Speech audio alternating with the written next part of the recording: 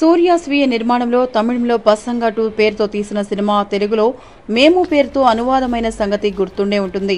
గత ఏడాది విడుదలైన మేము కమర్షియల్ గా సక్సెస్ కాకపోయినప్పటికీ మంచి సినిమాగా పేరు తెచ్చుకుంది. ఆ సినిమాలో రామ్ దాస్ అనే నటుడు చేసిన పాత్ర భలే ఫన్నీగా ఉంటుంది.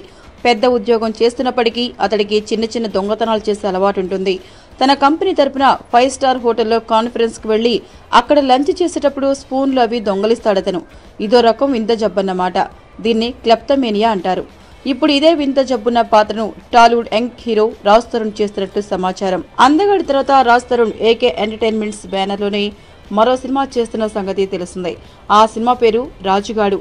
సంజనా రెడ్డి అనే లేడీ డైరెక్టర్ ఈ సినిమాతో తెలుగు తెరకు పరిచయం కాబోతోంది. ఇందులో ఏ దురుద్దేశం లేకుండా చిలిపి దొంగతనాలు చేసి చిక్కుల్లో పడే పాత్రలో కనిపిస్తున్నాడట రాజ్. ఇంతకుముందు కిట్టు ఉన్న జాగ్రత్తలో కుక్కల్ని దొంగలించే పాత్రలో ఎంటర్టైన్ చేసిన రాజ్ తరుణ్కి ఈసారి కూడా అలాంటి ఫన్నీ క్యారెక్టరే పడ్డట్టుంది. అందగాడిలో బ్లైండ్ క్యారెక్టర్లో కూడా రాజ్ తరుణ్ బాగానే నవ్వించినట్లు చెప్తున్నారు. ఇప్పటికే రాజ్ అనిల్ సుంకర నిర్మాణంలో 3 సినిమాలు చేశాడు.